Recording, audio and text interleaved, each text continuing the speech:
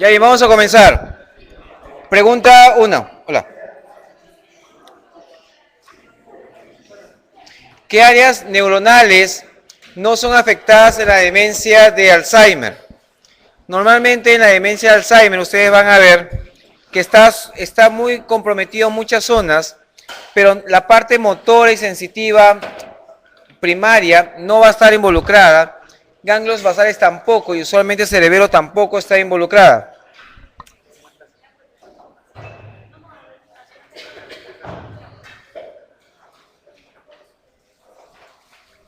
Entonces, la parte mencionaba que la corteza primaria, motora y sensitiva no se involucra, ganglios basales tampoco, cerebelo tampoco. Y las zonas donde comienza a haber degeneración poco a poco de la parte neuronal, está pues en la zona del hipocampo, la parte de asociación temporal, frontal, parietal. Y en esta pregunta, usualmente, vamos a ver y repasar qué tipo de demencia existen. Hay demencias corticales y demencias subcorticales. Donde la cortical está metida, ahí es donde está Alzheimer.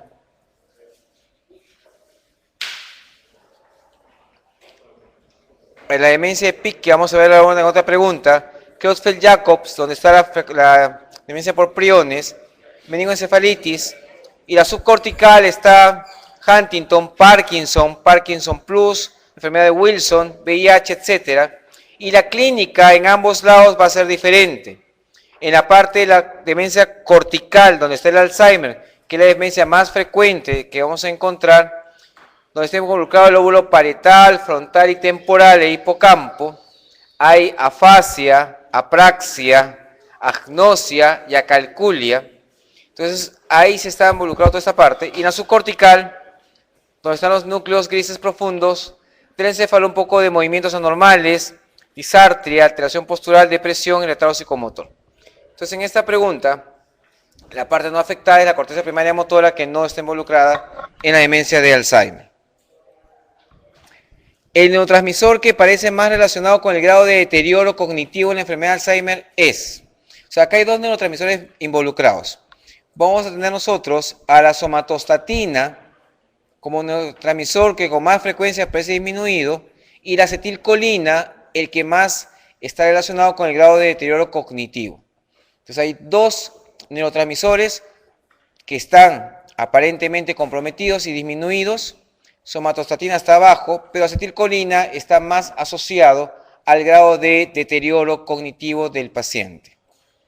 Entonces, esto va a hacer que justamente tengamos a acetilcolina como el neurotransmisor más asociado a este deterioro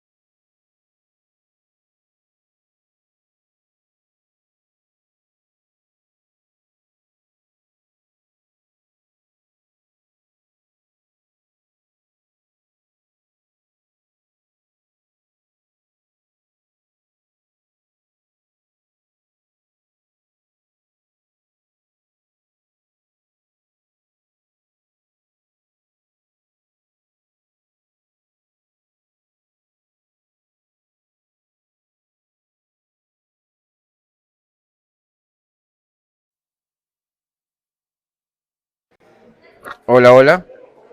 ¿Me escuchan? Hola, hola, hola. Ya. Ya, mononeuritis múltiple es algo que van a ver muchos ustedes en la práctica clínica. Pacientes que tienen compromisos de sistema de nervios en varias zonas. Usualmente tienen el pie medio caído, no sienten esa zona, no tienen movilidad mucho en una mano, es medio extraño, es medio como en parches.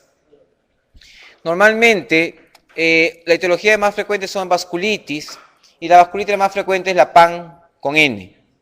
También se puede ver esto en artritis reumatoidea, se puede ver en Wegener, en Sjögren. Causa mononeuritis múltiple también, que no se ve mucho, es lepra, VIH y diabetes también podría darme ese tipo de cuadros, que no es lo más frecuente. Usualmente en diabetes es una polineuropatía en varias zonas, a veces medio asimétrico, pero que también podría ser si no agarramos la parte de vasculitis. Entonces, poliartritis nodosa, PAN con N, sería nuestra causa más frecuente de vasculitis. Si yo hago el test de tensilón, ¿para qué lo hago? O el de hidrofonio, que es lo mismo. Para Guillain-Barré, botulismo, para la enfermedad de Lambert-Eaton, miastenia o porfiria. Eso es para miastenia. O el test de hidrofonio.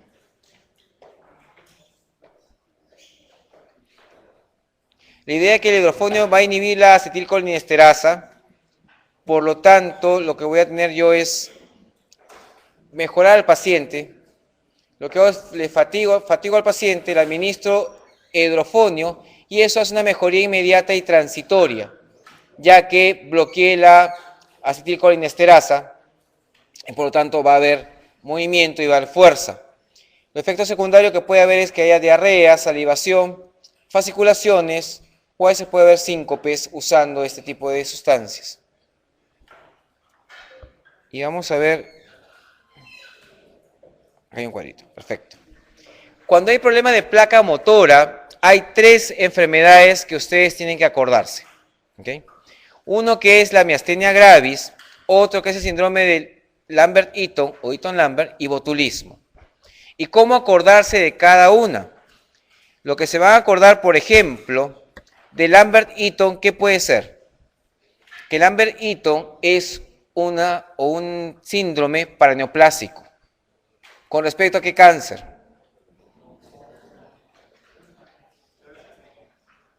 ¿Perdón?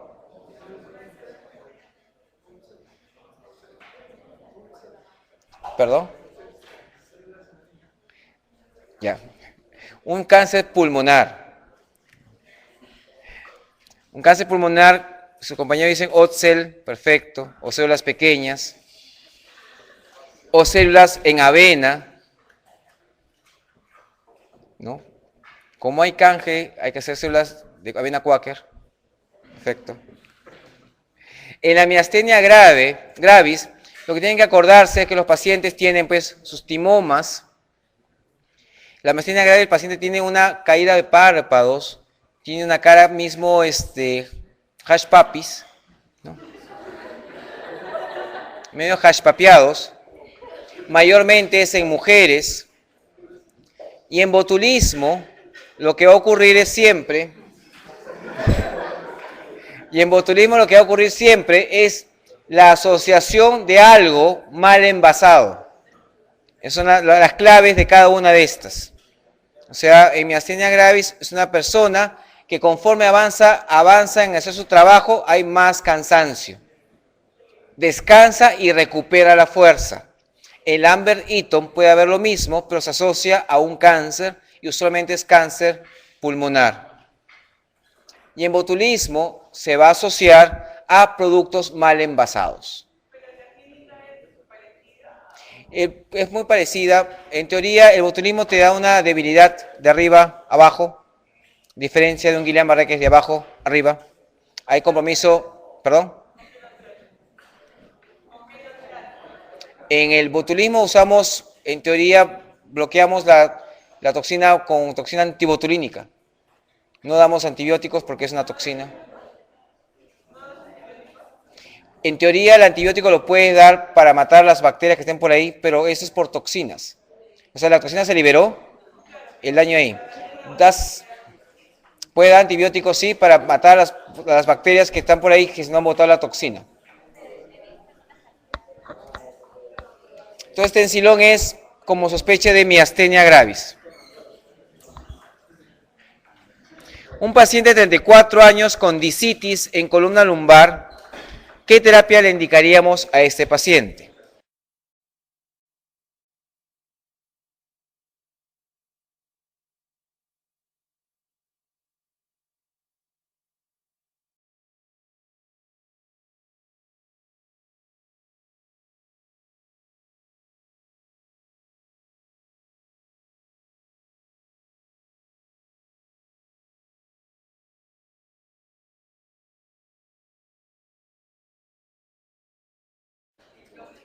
Anti-TB, doxi más aminoglicósido, oxa, ceftazipro o clinda.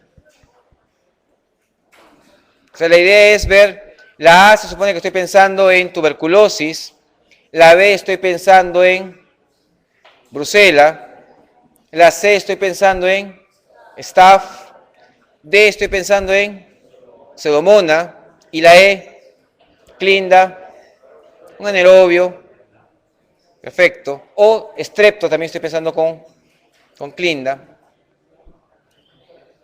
Entonces, usualmente el germen siempre más común que vamos a encontrar, que está por acá, es Staph aureus. Staph aureus siempre va a haberse involucrado en una infección de disco y usualmente comenzamos tratamiento para Staph mientras vamos averiguando el resto. ¿Okay? A veces hay abscesos osifluentes y comenzamos terapia para Staph inicialmente, mientras buscamos el acceso a ese absceso para poder sacar y ver los cultivos si es que no tenemos el acceso tempranamente. Porque eso puede ser TB, puede ser brucela o puede ser otra bacteria también ahí metida. En la parte crónica, pensar en TB y pensar en brucela. Acuérdense que TB va más a la parte dorso lumbar. Okay. O sea, la TB no está en el pot, está encima del pot. Dorso lumbar. Y en la parte del pot está brucela. Perfecto. Entonces, la TB es dorso lumbar y brucela mayormente es lumbar. Obviamente que yo puedo tener tuberculosis cervical, dorsal, lumbar, sacra, que obviamente puede existir, pero que mayormente no es la regla. Un paciente de 35 años que tiene parestesias en miembros inferiores y refiere que al movimiento se mejora. Lo que tiene, ¿qué es? Pensando en staph. Para estafilococo, en teoría que nos...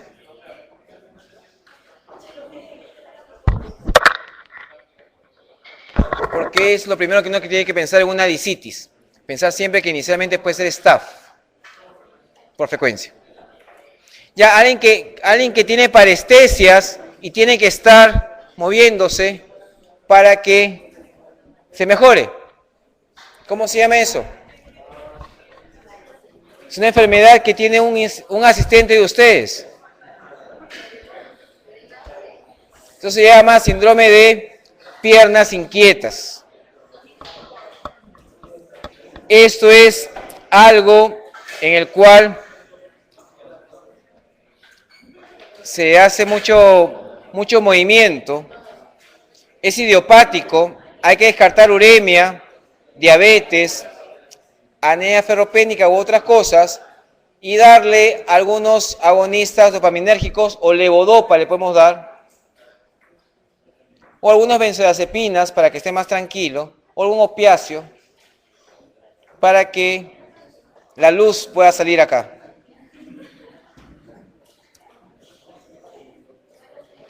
Si no me pierdas inquietas.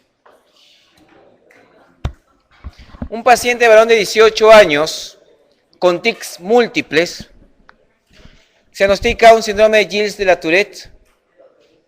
¿Cuál de los siguientes enunciados no sería un criterio para diagnosticar esta enfermedad? Cuando tiene un Gilles de la Tourette, en teoría hay criterios diagnósticos. Entonces acá tengo múltiples tics motores, en uno o más tics fónicos. Los tics ocurren por las noches, la complejidad ha cambiado con el tiempo, inicio antes de los 21 años, o presencia de coprolalia y ecolalia. ¿Cuál de esos no está como criterio?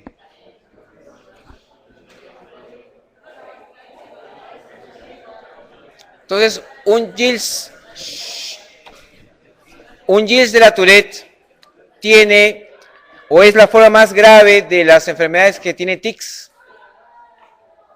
Se supone o presume que puede tener una herencia autosómica dominante. Y son múltiples tics motores con uno más fónicos. Ocurren muchas veces al día, casi todos los días y a lo largo de un año. El tipo, severidad y complejidad de los tics cambia con el tiempo. Inicia antes de los 21 años.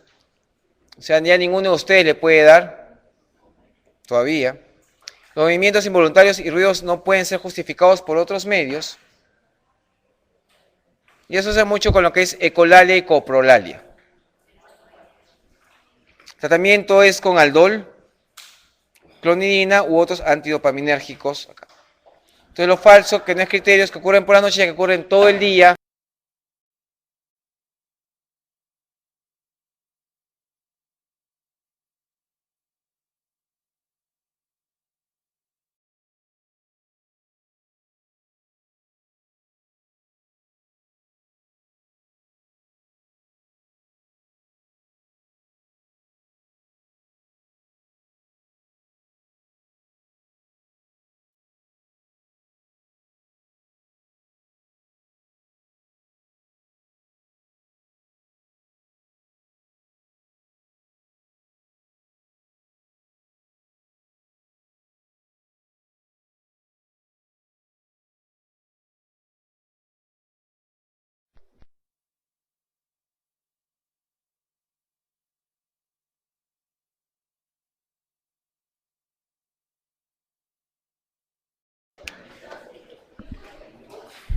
En relación al traumatismo cráneoencefálico y convulsiones.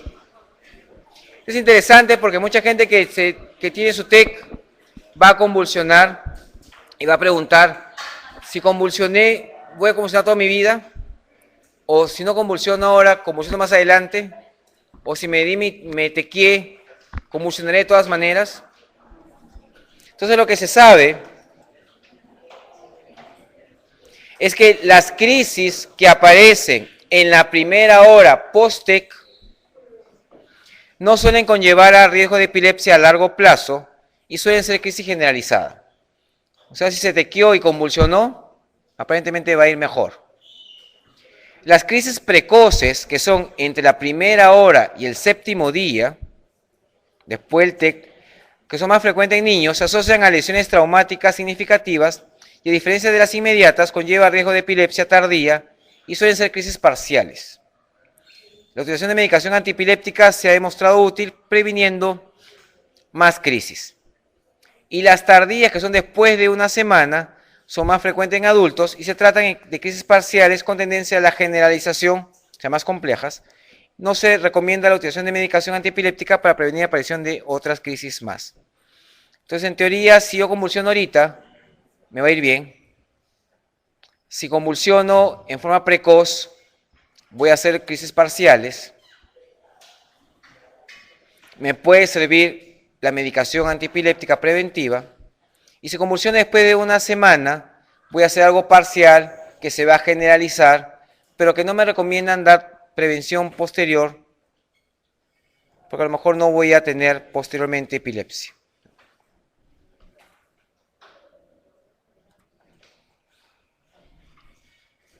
Entonces acá el enunciado es medio especial. A mayor intensidad del TEC implica pues más severo, mayor probabilidad de convulsiones de todos estos enunciados. Pero esos son falsos. Un varón de 70 años, pregunta 14, acude por tener convulsión en hiparesia derecha. En este grupo etario, la causa más probable de convulsión es neurocisticercosis, metástasis, un accidente cerebrovascular, abstinencia alcohólica o disturbios metabólicos. Entonces hay varias formas de ver esto. En teoría, un paciente adulto más de 65 años y convulsiona, lo más probable que tenga es un accidente cerebrovascular. Teóricamente, los ACVs hemorrágicos convulsionan un poco más que los isquémicos, teóricamente. Pero los isquémicos son más abundantes. Hay un cuadrito más por acá, creo. Sí, aquí hay uno más. En donde, por grupos etarios, también hay otro tipo de diferenciación. Este es un cuadro bastante general de muchas partes. En nuestro medio, alguien joven como nosotros y convulsiona, la primera causa sería neurocisticercosis, en nuestro medio. En un adulto mayor sigue siendo accidentes cerebrovasculares. En los neonatos están las hipoxias o alguna lesión intracraneal por de recién nacido que pueda tener.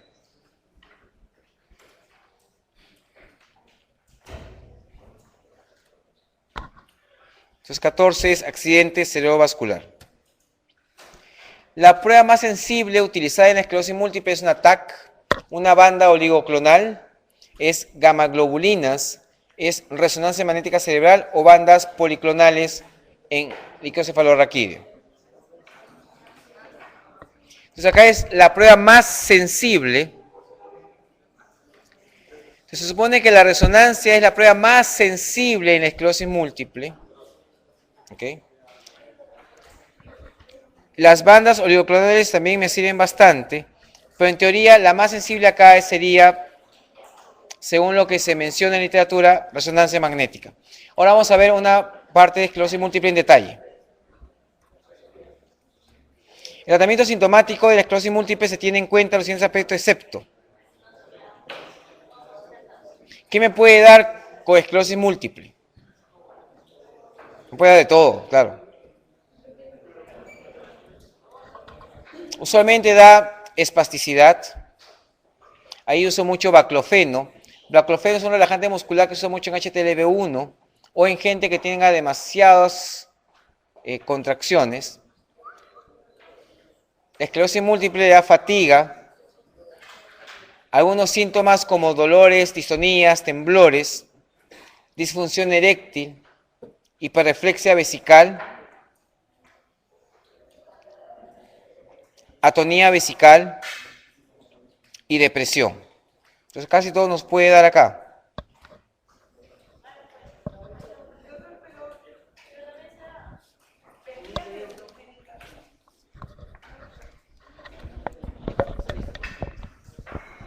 Sí, lo que tenemos acá es retención, atonía vesical, que sí es cierto, podría ser similar a una vejiga neurogénica que podría darse.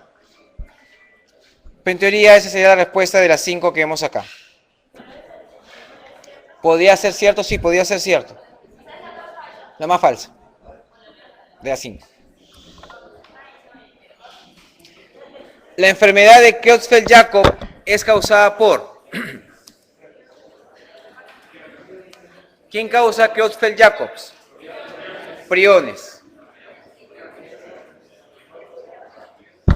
Lo clásico de esta enfermedad es esto. Hay varias preguntas de exámenes que le van a poner Creutzfeldt-Jakobs y es una demencia rápidamente progresiva que el paciente fácilmente en meses va a caer con mioclonías, con ataxias, con problemas de parkinsonismo, con problemas extrapiramidales, temblores, cualquier tipo de alteración muscular con afectación piramidal y la evolución de esta enfermedad es mala. Simplemente se muere.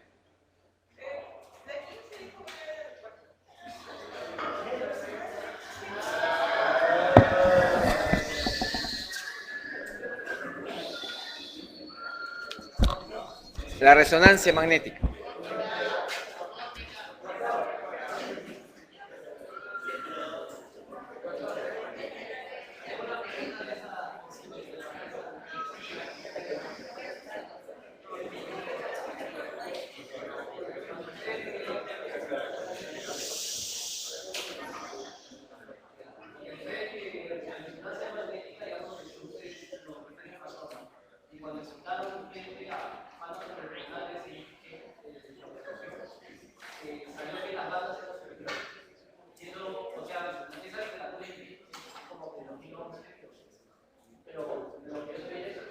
Claro, lo que pasa es que cuando tú tienes las bandas cerebrovasculares, si bien es cierto, es lo que más te va a ayudar para hacer diagnóstico. Sí. En teoría, todavía se menciona la resonancia magnética como más sensible hasta ahora. Y eso vamos a ver en otra pregunta. Ahorita viene otra pregunta de esclerosis múltiple y vamos a aclarar esa parte. Paciente de 32 años de edad con cefalea, fiebre y trastornos sensorios, se le realiza una punción lumbar. ¿Cuál de los siguientes hallazgos le sugiere la posibilidad de encefalitis herpética con una glucosa sérica de 80? Entonces la pregunta es, en una encefalitis viral, yo encuentro estas 5 cosas. Pero yo digo, uy, esta cosa que encuentro me orienta más a que sea por herpes. ¿Cuál de los 5?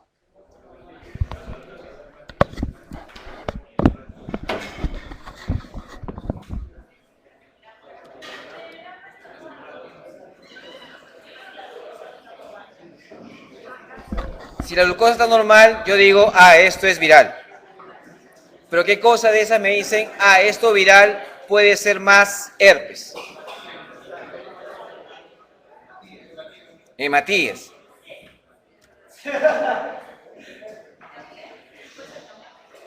Normalmente la encefalitis herpética tiende a tener líquidos cefalorraquídeos hemorrágicos o con alto contenido de hematíes. O sea, eso nos puede orientar un poco más a que si es viral, puede ser herpes. Si bien es cierto, me sale viral, le voy a meter de entrada, le voy a poner aciclovir de entrada, pero eso es lo que en términos didácticos hay que ver.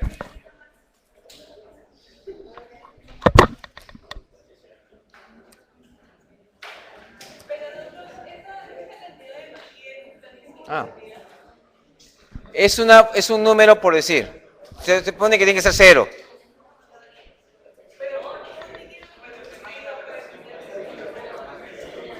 La idea de la pregunta es que hay sangre en el líquido cefalorraquídeo.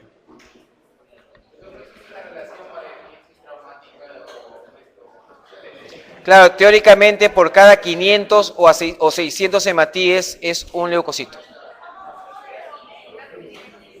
Por cada 500 a 600 hematíes, eso equivale a un leucocito. Cuando, como menciona, puede ser traumática. Por esta piel está limpia, bonita. ¿Cuál de las siguientes pruebas no es de rutina en la evaluación de un ACV isquémico? O sea, ¿qué es lo que no pedimos de entrada? Porque todo se puede pedir. Y acá es bastante medio controversial. Porque en teoría, en todas las guías, cuando mencionan la evaluación de un ACV isquémico, piden todo. Y el Holter también se pide, pero no está dentro del grupo inicial de rutina. Si bien es cierto, en nuestro medio no pedimos pruebas de estado de hipercoagulabilidad, están incluidas en todas las guías y en todos los algoritmos que existen.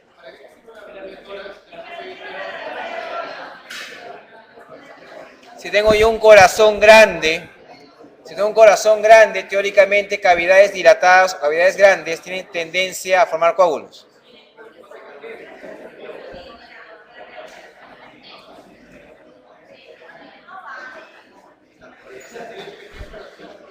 ¿Cuál es el accidente cerebrovascular más frecuente?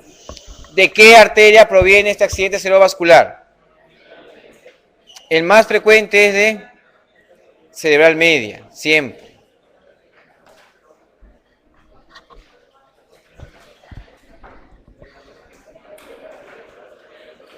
Acá puede ver hemiparesia, hemihipoestesia contralateral, fasciobraquial, hemianopsia homónima contralateral, que vamos a ver ahorita en una pregunta de compromiso nervio óptico, desviación hacia el lado de la lesión, afasia de Broca, de Wernicke, y también puede haber asomatognosia, que es la heminegligencia corporal que no se va a poder reconocer, y desorientación. La cerebral media es la más frecuente. Paciente varón con lesión medular que tiene lesión de la vía dolorosa contralateral parálisis motora ipsilateral y sensibilidad propioceptiva ipsilateral.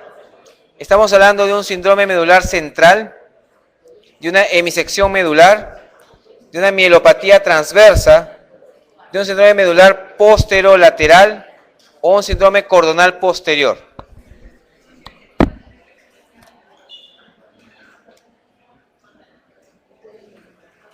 ¿Qué sería?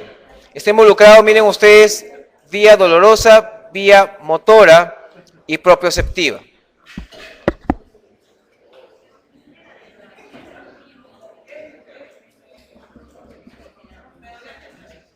Si está comprometiéndose sensibilidad y motor.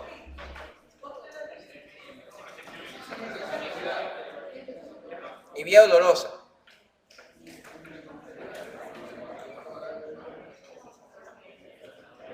Porque todo el mundo se va a hacer bolas con este tipo de preguntas. Entonces yo tengo la médula, las dos partes, la parte de adelante es motora, la dos partes de atrás es sensitiva. Y está solamente la mitad motora y la mitad sensitiva, ¿qué puede ser? Eso, una hemisección medular, lo más probable. Pues si fuera una mielopatía transversa, ¿qué tendría? No mueve nada. No siente nada. El Brown-Sequard, que es una hemisección medular, es justamente la pérdida de la sensibilidad dolorosa y térmica contralateral, pérdida de la propiocepción ipsilateral y parálisis o paresia espástica ipsilateral. Ya que la vía piramidal es cruzada, entonces ahí se va a cortar una parte de la mitad de la médula, todo por debajo de la lesión. Sin embargo, también tenemos el medular central, que es solamente la parte del medio. Eso aparece en la siringomelia, hidromelia y tumor centromedular. Puede haber acá afectación del asta anterior, con amiotrofia, paresia y reflexia. Y puede haber síndrome de Horner, que vamos a ver ahora en otra pregunta. En las columnas posterolaterales de la médula, ahí es por deficiencia de vitamina B12 y lo que hay es degeneración subaguda de la médula que viene con ataxia sensorial y pérdida de la sensibilidad propioceptiva y conservación de la dolorosa y térmica. El coronal posterior, que va a ser, por ejemplo, en sífilis, en tabes dorsales, después de 20 años con ataxia sensitiva, dolores lancinantes en las piernas, incontinencia urinaria y areflexia rutiliana y aquilea. En la transversa todo está comprometido. Entonces, en mi sección medular, pregunta 21b. Un paciente, acá sí vamos a ver lo bonito, con hemianopsia homónima izquierda. Tiene una lesión en el nervio óptico, quiasma óptico, tracto óptico, centro geniculado lateral o radiación óptica.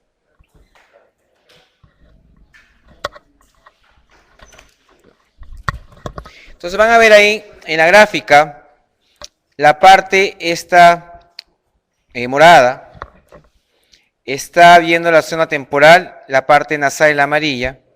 Entonces se supone que si todo está bien, se ve todo perfecto. Entonces vamos a hacer un corte en esta sección que está acá del nervio óptico, cortando la parte nasal y temporal y voy a tener una ceguera total, en este caso del ojo derecho. ¿Qué pasa si yo hago un corte a nivel del quiasma óptico? En el quiasma óptico, miren ustedes, voy a tener la zona temporal del ojo derecho cortada y la zona temporal del ojo izquierdo también cortada. Entonces tengo lo que está acá, una hemianopsia, veo la mitad, heterónima bitemporal. ¿Okay? Heterónima significa que los lados que yo voy a ver, perdón, que los lados que no voy a ver son diferentes. Entonces, si ustedes ven acá, estos dos circulitos son diferentes, son heterónimos y bitemporal. A ver, el C, en el C estoy cortando parte, solamente en esta parte del nervio óptico, y voy a tener obviamente ceguera nasal del ojo derecho. En la D estoy cortando parte del tracto óptico y en este tracto óptico, ven ustedes, me voy a volar la parte nasal del ojo derecho y la parte temporal del ojo izquierdo. Entonces en el D tengo hemianopsia. Como los dos ojos son igualitos, no se ve, teóricamente no veo la misma parte en ambos ojos, es homónima y es izquierdo. En la E, acá sí, en la E va a depender mucho de cuántas fibras voy a cortar, porque si yo corto todo, también no veo nada de los lados que van a involucrar a este segmento. Entonces se corta un pedacito del E, un pedacito de la radiación óptica, y tengo una cuadrantopsia homónima, mismo lado, superior izquierda. Y en la F me estoy yendo ya hacia la parte visual, en toda la parte del surco calcarino, de toda la radiación final. Si corto acá, obviamente tengo una hemianopsia homónima izquierda. Entonces, no está tan difícil la cosa. Lo único que difícil es el rollo que se menciona. Entonces acá preguntaron, ¿qué pasa si yo tengo una hemianopsia homónima izquierda? O sea, no veo la mitad en los dos ojos del lado izquierdo. No veo acá, no veo acá. ¿Dónde está la lesión? Entonces tendría una lesión en el tracto óptico.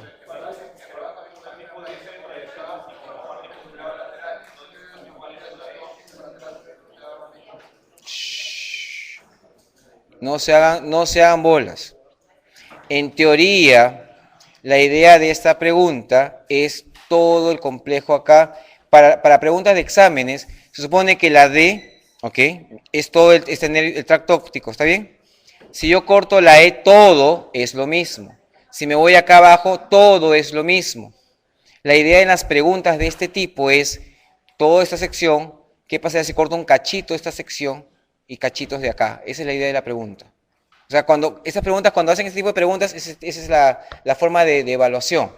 Porque si bien es cierto, yo corto acá, corto acá, corto acá, corto acá y al final es lo mismo.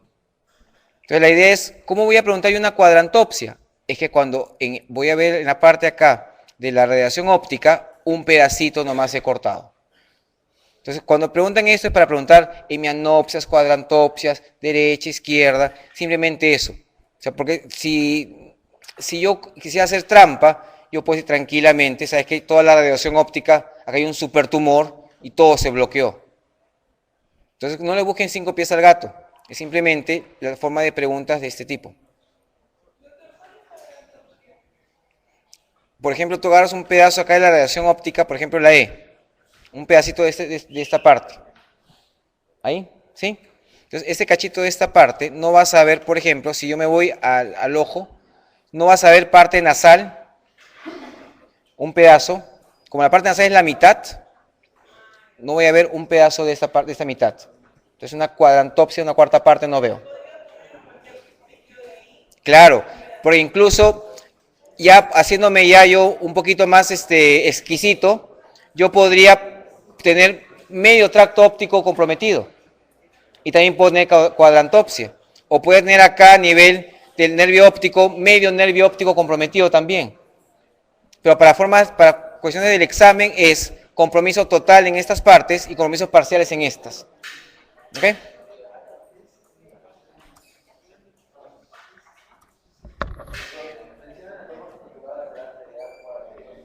Claro, si una parte está comprometida. Todo desde del nervio hacia atrás, se supone que la idea es ya por pedazos para poder ver cuadrantopsias, si no, no vería cuadrantopsias legalmente. Acude a consultorio un paciente de 69 años de edad porque tiene hipoestesia de mi cara derecha, desviación de la mandíbula hacia ese lado, con debilidad para la masticación y abolición del reflejo corneal. ¿Qué par craneal está involucrado? 7, 5, 4, 8, 9. 5. A ver. El trigémino tiene 3 ramas, la oftálmica, la maxilar y la mandibular. Por lo tanto, puede haber dolor en hemicara con hipoestesia en esa zona, desviación de la mandíbula, debilidad para masticar y abolición del reflejo corneal, muy bien. Y lo causa más frecuente es herpes zóster, esclerosis múltiple y la neuralgia del trigémino, que es algo bastante feo para la gente que lo tiene. En el facial, lo que va a haber es parálisis de la parte inferior de la hemicara contralateral. Puede haber también desviación. ¿Dónde estás? Desviación hacia el lado sano de la boca, la frente lisa y dificultad para cerrar el párpado, que hemos visto mucha gente con parálisis facial central o periférica. En el 9 o glosofaringio, la idea es que hay disfagia, pérdida de sensibilidad del tercio posterior de la lengua, pérdida del reflejo faringio, desviación de la pared posterior hacia el lado sano. Eso se llama signo de la cortina de Vernet. Es muy raro. De la cortina de Vernet.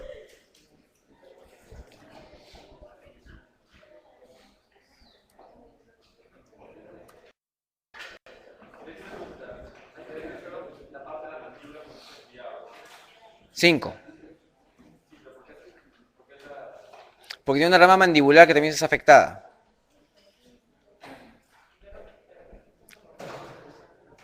Y la parte mandibular agarra la mandíbula.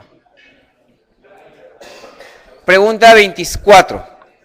Mujer de 37 años acude a la emergencia del hospital porque tiene tosis, miosis y anhidrosis facial. Eso se llama Horner. Hay gente, y ustedes van a conocer gente que tiene normalmente anisocoria. Existe. O sea, tengan mucho cuidado, no vayan a matar a alguien, o decir que ya se murió, o que ya no hay que resucitarlo porque tiene anisocoria. Hay defectos pupilares aferentes relativos. El Horner es justamente la tríada de tosis, miosis y anhidrosis. ¿Okay? Y todo lo que es la parte simpática que involucra el síndrome de Horner tiene todo un recorrido que va a ir por toda la parte del hipotálamo, por el tegmento lateral del troncoencefálico, el núcleo intermedio lateral, C8 a T2, va a ir al ganglio cervical superior de la cadena simpática paravertebral, sube al plexo pericarotidio, se mete a la rama oftálmica del trigémino y alcanza la pupila a través de los nervios ciliares largos. O sea, tiene todo un súper recorrido. Pero es Horner finalmente. Hay otra cosa que se llama pupila tónica de Addy, que es una alternativa que se ve ahí. Es parte esto de una neuropatía periférica o autonómica en Guillain-Barré o Miller-Fisher o Shay-Drager, etc. Es una pupila midriática unilateral que no responde a la luz y cuya respuesta frente a la visión cercana y lenta es tónica. La anisocoria se hace más patente en condiciones de luminosidad.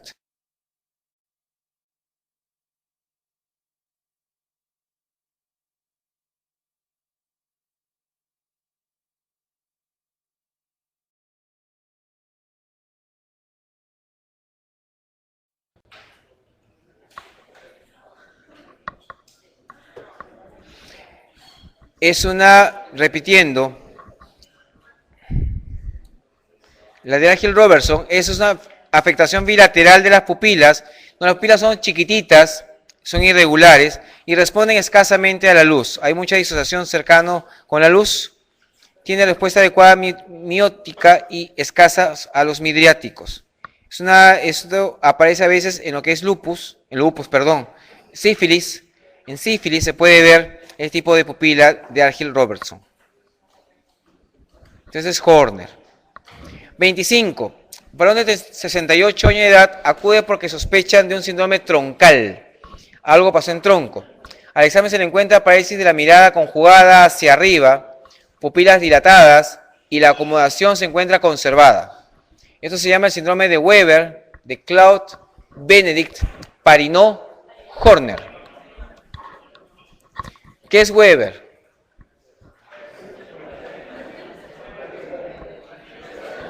¿Qué es el síndrome de Claude? Claro, porque hay Parinó y Horner, y como no es Horner, debe ser Parinó, ¿no?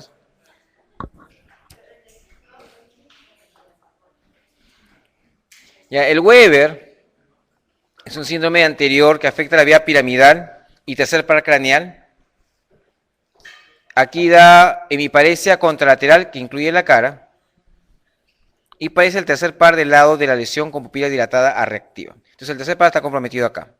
En el CLOT, la lesión se sitúa posterior al nivel del núcleo rojo y parece al tercer par craneal del lado lesionado y ataxia contralateral. En el Benedict es también tercer par craneal ipsilateral, pero con movimientos anormales como de corea, temblores o balismo. Y el Parinó suele ser secundario a tumores pineal o hidrocefalia, y este sí tiene más compromiso en el sentido de que es más descriptivo. Es una mirada conjugada hacia arriba, con pupilas dilatadas y acomodación conservada. Los movimientos oculares en el plano horizontal y el ojo que abduce puede moverse más lentamente que el abducente, pareciendo que hubiese también una parálisis del sexto par. Entonces es un Parinó. ¿Cuál de las siguientes cefaleas se considera como cefalea primaria?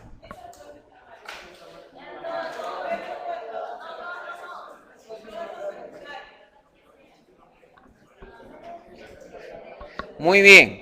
En la pregunta 26 pareciera que no hay clave. Lo que pasa, esta pregunta es a propósito porque cuando ustedes chequean cefaleas primarias, una de las causas de cefalea primaria es el uso de analgésico. Está en la clasificación.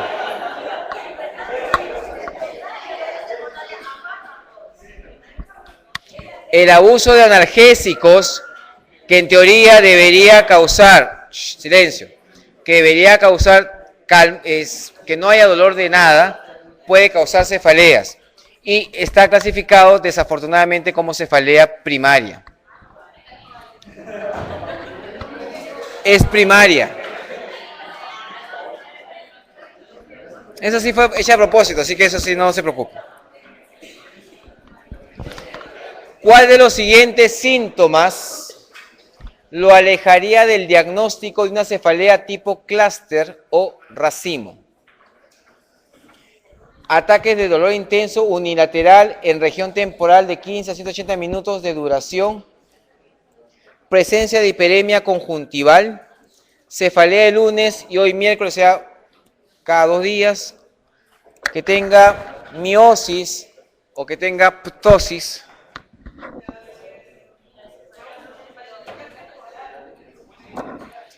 Entonces la clúster o en racimos tiene como criterios diagnósticos ataques intensos de dolor unilateral en región orbitaria, o sea, lo que es el ojo, que puede ir de 15 a 180 minutos, acompañado de hiperemia conjuntival, el ojo se pone rojo, lagrimeo, congestión nasal como si fuese una gripe, rinorrea, sudoración, miosis, tosis o edema palpebral, o al menos uno de ellos, con frecuencia de los ataques desde 1 en días alternos a 8 diarios. Eso es lo que se llama en racimos y hay episódica y crónica.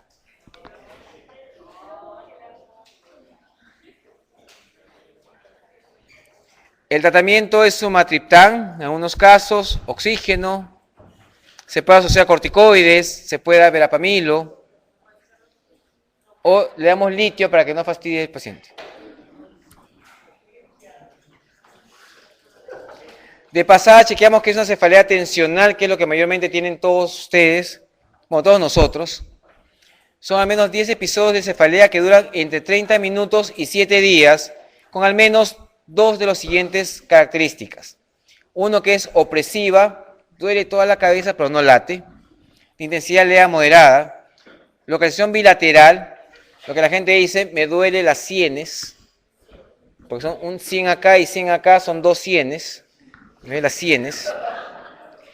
Localización bilateral no es agravado por esfuerzos físicos, no hay náuseas, no visualmente duele la cabeza horrible, no hay fotofobia ni fonofobia, o sea, no se acentúa más.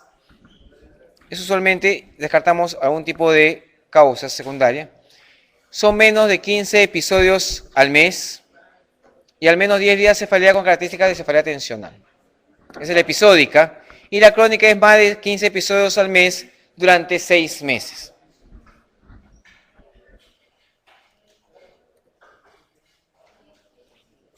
Analgésicos comunes como tratamiento, igual que la migraña, tendencia al abuso de medicación también puede causar. Abuso de analgésicos puede causar cefalea tensional. Y la medicación que ustedes quieran dar, desde Panadol hasta Sears, Aines, etc. Sí, doctora. Sí, eso es idiopático, esa es la parte, por eso es primaria.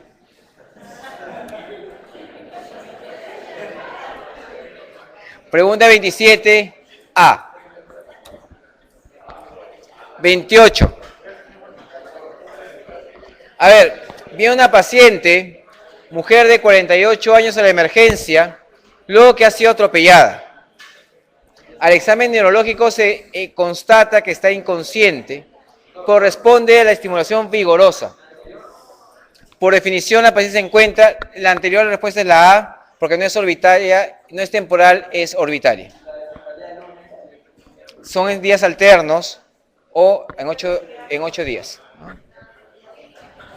Entonces, la atropellaron a esta paciente, ustedes le están preguntando a la paciente, están hablando, le preguntan si tiene SIS, si tiene seguro, si tiene un familiar policía, y no le contesta. Y a la estimulación vigorosa sí le hace caso. Esta paciente está alerta, somnolienta, estuporosa, en coma o vegetativa. ¿Cómo está?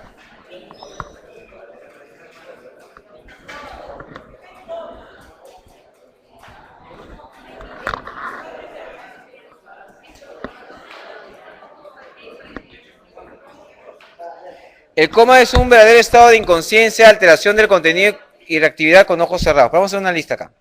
Vamos a ver acá qué cosa encontramos en este tipo de clasificación.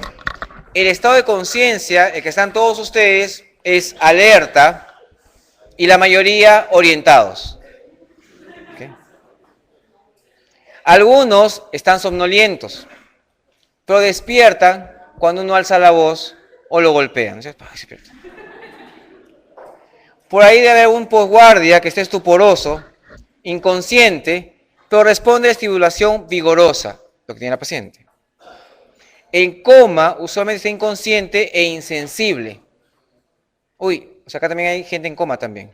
Inconsciente e insensible.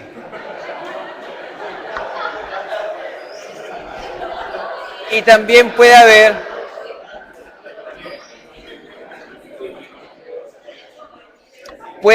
un estado verdadero, vegetativo, en el cual todas las funciones cognitivas están perdidas, pero totalmente despierto, no responde, respira, la parte de respiración, frecuencia cardíaca, corazón, todo funciona, pero el paciente está en automático nada más. ¿Sí, doctora? Sí.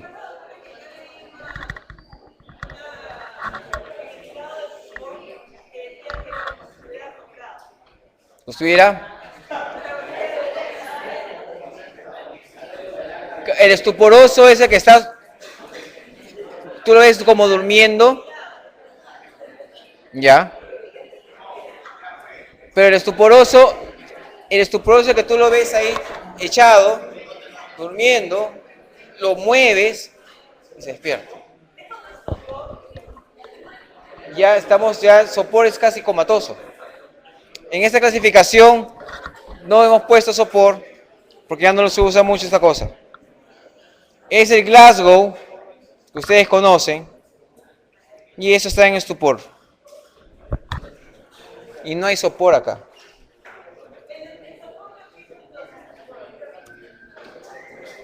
No está acá. Se puede decir que está soporoso un paciente, sí, pero dentro de la clasificación no lo ponen ahí.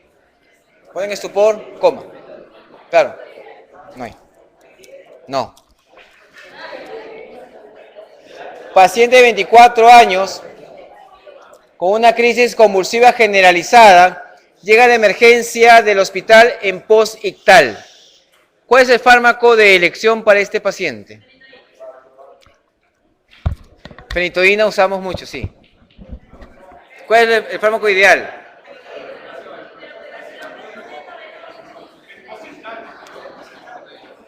A ver. La idea de la pregunta es, un paciente que tiene crisis convulsiva generalizada, ¿qué tratamiento hay que usar? Esa es la pregunta. El resto es adorno bonito. Por ejemplo, puede decir, doctor, primera convulsión, no doy nada. Pero no hay esa alternativa ahí. O sea, la pregunta es, este pata convulsionó de forma generalizada, ¿cuál de estos es el mejor para crisis convulsivas generalizadas? ¿Qué diferente a qué puedo usar? Porque vamos a ver ahorita en estas cosas, para las parciales yo puedo usar carbamazepina, oxcarbazepina, ácido valproico, topimarato, lamotrigina y fenitoína. Puedo usar para parcial. ¿Cuál es lo mejor para una parcial? Es carbamazepina. Carbamazepina es de elección para las parciales. Pero puedo usar todo, porque al final todo me va a planchar al paciente. En las generalizadas, de elección es el ácido valproico, es de elección. También puedo usar carbamazepina, puedo usar fenitoína, oxcarbazepina, lamotrigina y topimarato. Incluso menciona la fenitoína solo en generalizadas primarias, no mioclónicas. Cuando llega el paciente de emergencia, a todos le ponemos fenitoína. No le preguntamos, oye, ¿fue mioclónico o no fue mioclónico?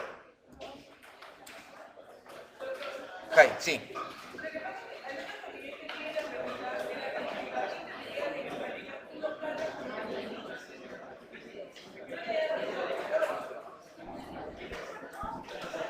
Ya, entonces habría que reformular para que no se pueda entender eso. La idea de la pregunta es, ¿cuál es el fármaco de elección para un paciente con crisis convulsiva generalizada? Esa es la idea de la pregunta. Pero vamos a ajustar un poco más para que no se entienda, para que se entienda mejor. Vamos a poner la siguiente, ya se cargó con fenitoína, ¿cuál será la droga para seguir después? Para mejorar esa pregunta. Para que alguien tenga el diagnóstico de demencia, se debe tener las siguientes características, sin embargo, una de ellas no es correcta. ¿Cuál no es correcta? Que tenga trastorno de memoria, que sea congénito, que interfiera con la vida social, que haga compromiso con algunas funciones cognitivas o que interfiera con las labores del individuo.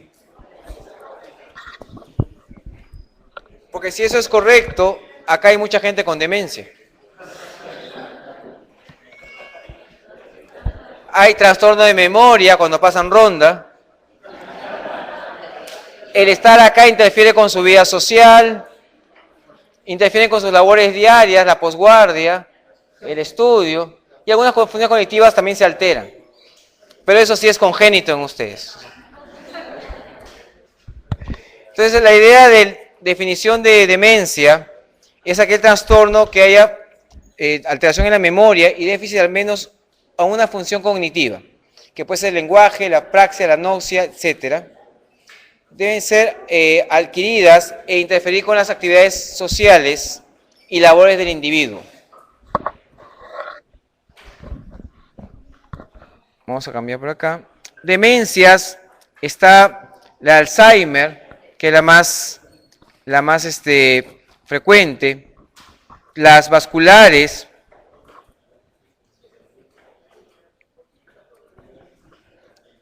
la frontotemporal, la del ego, etc. Hay un montón de causas de demencia.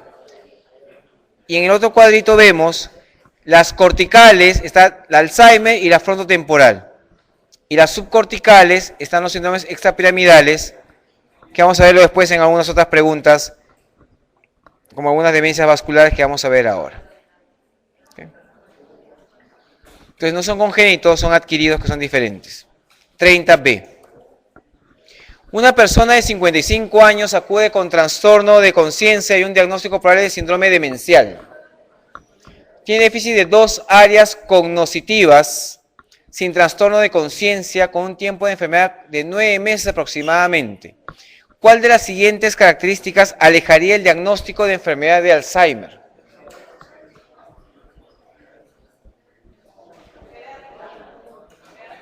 La edad, podría ser.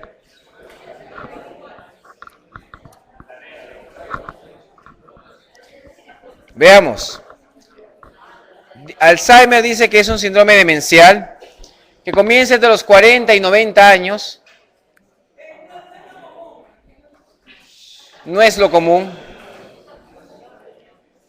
Déficit en una o más áreas cognitivas. Progresión del déficit en al menos 6 meses. No hay trastorno de conciencia y no hay alguna otra patología que lo pueda explicar. Un Alzheimer posible es otra enfermedad neurológica presente, pero que no contribuye significativamente al cuadro, que presente menos de 40 años y que tenga una presentación atípica como epilepsia, trastorno de la marcha, déficit neurológico y definida, pues que le dan biopsia. Entonces acá es trastorno de conciencia, como han mencionado sus compañeros.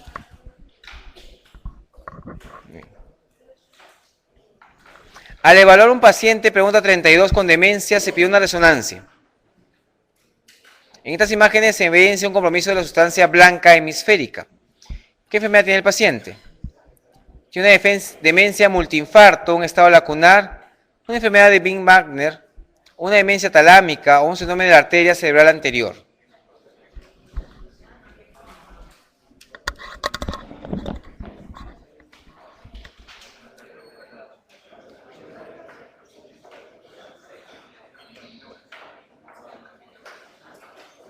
A ver, ¿cuál de estas descarta? Porque de las cinco alternativas, dos saben. Dos sabemos. Puede ser una demencia multiinfarto. Muy raro. Acá dice que todo comienza con sustancia blanca, hemisférica, y multiinfarto es por todas partes. Puede ser un estado lacunar. Teóricamente algo lacunar implica una alteración en una sola zona, en una partecita, de alguna parte. Puede ser una enfermedad de Binswanger. Claro, podría ser. Una demencia talámica. Un síndrome de arteria cerebral posterior. No, perdón, anterior.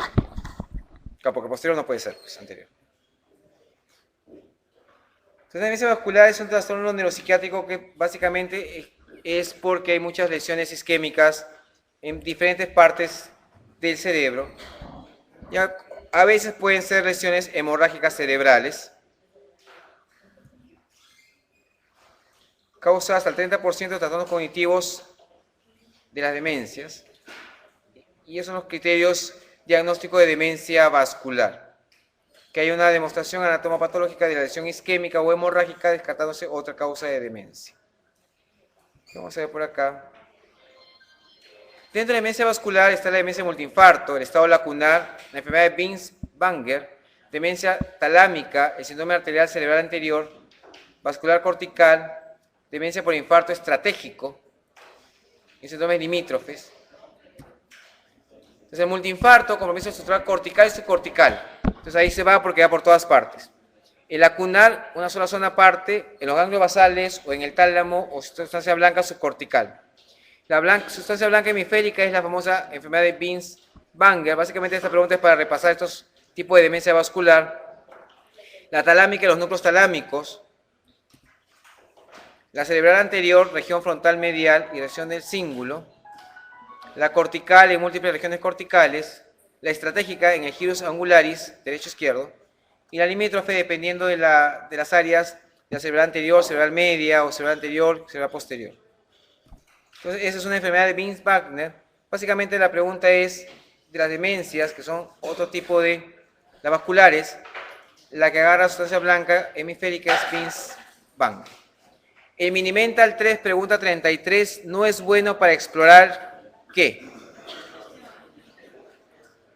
En el Minimental 3 yo veo orientación, concentración, memoria, lenguaje, y visuoconstrucción, con un máximo de 30 puntos, menos de 23, me dice que eso tiene un deterioro cognitivo. Ahí está el mini mental test. Obviamente este mini mental test se debe emplear en personas que me van a entender lo que le estoy diciendo, porque si no, no es aplicable. Personas que no saben leer, a veces no se le puede aplicar este test y no ve propiocepción, como dijeron ustedes. 34. Paciente con hemiplegia derecha e hipoestesias izquierdas llega a la emergencia. Se encuentra afásico. ¿Qué arteria se debe involucrar en este paciente? La carótida, cerebral anterior, media, posterior o cerebelar. A ver, ¿qué descartarían de entrada en esta pregunta? ¿Cuál no puede ser? Ya, cerebelar descartamos. No hay nada que me diga que hay cerebelo ahí metido. Perfecto. ¿Cuál otra? Posterior tampoco ya.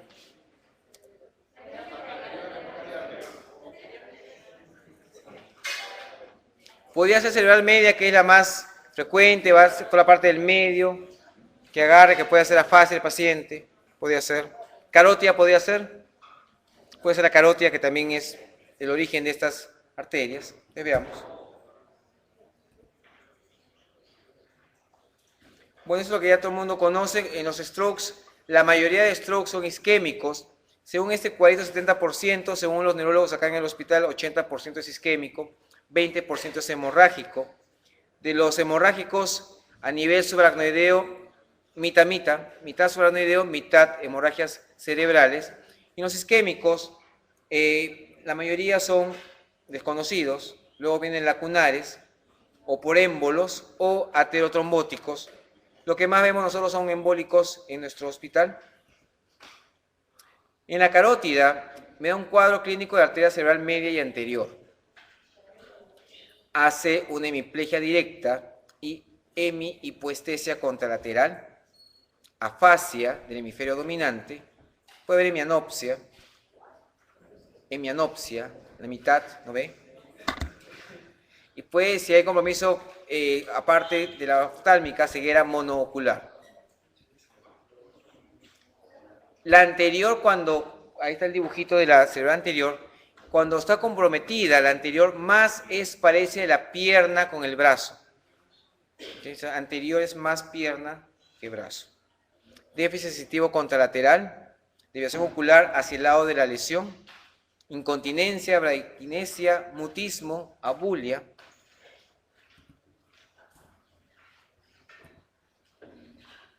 En la media, aquí está pues el área de Broca. Aquí hay compromiso del área sensitiva de Wernicke. Está la cápsula interna. Está todo acá metido realmente, toda la parte del medio. Entonces, hemiplegia contralateral, cara, brazo, más que pierna. Entonces ya me estoy yendo más al medio. Ya la pierna va quedando atrás, más la cara y el brazo. Déficit sensitivo contralateral, afasia del hemisferio izquierdo. Hemianopsia, desviación oculocefálica hacia el lado de la lesión. Y apraxia del hemisferio izquierdo.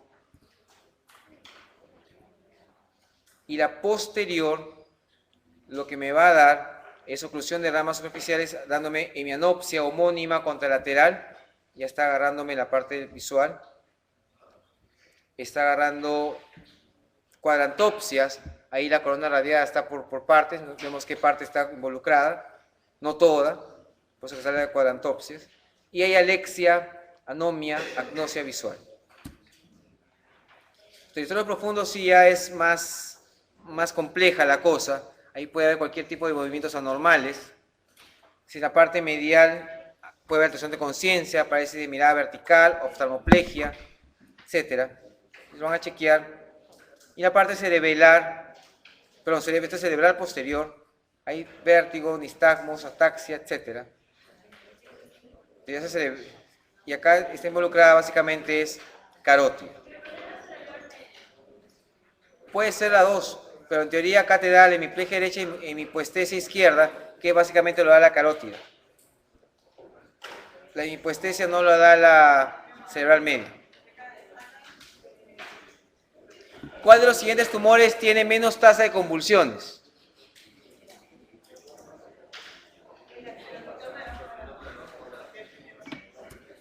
Entonces hay varias tablas. El que más convulsiona es, como ustedes saben, el tumor neuroepitelial disembrio-embrioblástico, ¿no? Ese que cada vez que lo vemos sabemos que convulsiona sí o sí, ¿no?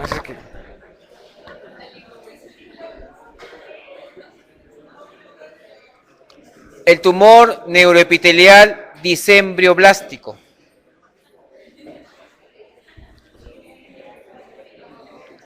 El que menos convulsiona, aparentemente, según las series, es el linfoma primario del sistema nervioso central.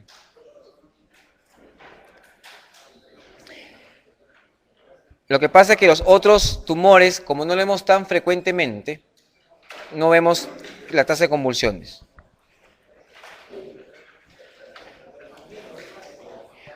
Pregunta 36. ¿Cuál de las siguientes localizaciones tiene menor frecuencia de metástasis al cerebro? Ahí podríamos tener dos respuestas, gastro o renal. Y lo que más, según series, gastrointestinal sería el que menos va hacia el cerebro, más va a pulmón. Y acá interesante, melanoma que le gusta mucho también va para allá, que hemos dicho que le gusta mucho el cerebro. 37. Los tumores intracraneales más frecuentes en el adulto es...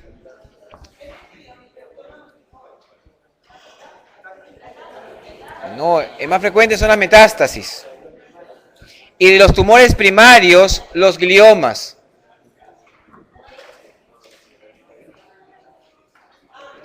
Claro.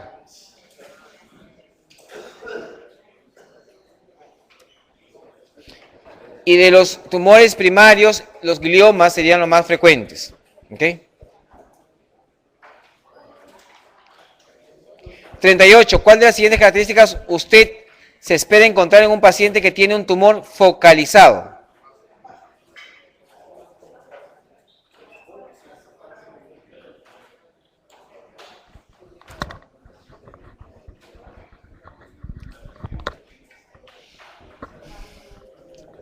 Entonces en los tumores focalizados como que hay más cosas focales, en el generalizado son más cosas generales, por lo tanto la fascia sería algo más específico, más localizado, más ubicado. Porque el generalizado te agarra todas las partes del cerebro, es más grande o es más generalizado. Un paciente varón de 42 años con cefalea, el paciente está preocupado de que no tenga un tumor en la cabeza.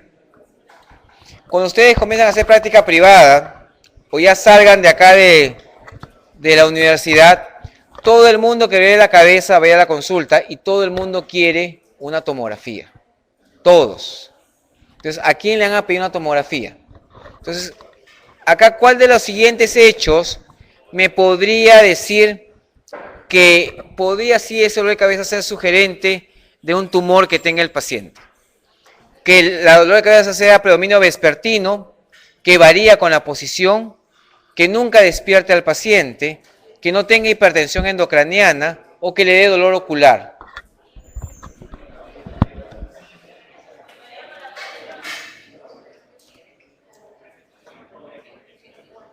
Entonces las cefaleas a predominio matutino varían con la posición, pueden despertar al enfermo. Si hay hipertensión endocraniana, obviamente va a haber náuseas y vómitos. Si está la cefalea más focalización, que tenga fase, parálisis y convulsión, todo eso podría darnos idea de que podría ser un tumor. ¿Okay? Entonces, de las respuestas que hemos puesto ahí, que varía con la posición. Usualmente el paciente está parado, le da la cabeza, baja y siente como otro tipo de dolor, o más intenso, o más bajo. Estoy hablando de cefaleas, por si acaso. Y 40. ¿Cuál de los siguientes signos o síntomas no es propia? Varía con la posición. ¿Cuál de los siguientes signos o síntomas no es propia de la enfermedad de Parkinson? Que tenga temblor en reposo, rigidez muscular, bradicinesia, pérdida de reflejo postural o vértigo. Para tener enfermedad de Parkinson, tiene que tener por lo menos 2 de los 4 signos cardinales. El paciente con Parkinson tiene temblor en reposo. Acuérdense que los adultos mayores pueden tener su temblor, pero ponen la mano en una posición, en una superficie y se calma. El Parkinson está temblando, pone la mano en una posición y sigue temblando. ¿Okay? Estoy hablando de Parkinson, por si acaso. Puede haber rigidez muscular. La rigidez muscular también es del Parkinson. Lentitud de los movimientos voluntarios, bradicinesia y pérdida de reflejos posturales. Esas son 4 cosas básicas que todo paciente con Parkinson debe tener. Por lo menos 2 de esos 4 signos debe haber. El temblor en reposo es lo que es más frecuente y el paciente peor todavía porque como está que tiembla y pone la mano y sigue temblando, se pone más nervioso y eso incrementa incluso más su temblor. Y eso le da mucha inestabilidad a los pacientes. Porque van a agarrar una taza y la agarran una taza y mueven todo y se desesperan que ya se le caen las cosas y es bastante mal y bastante depresivo para estos pacientes este tipo de cosas.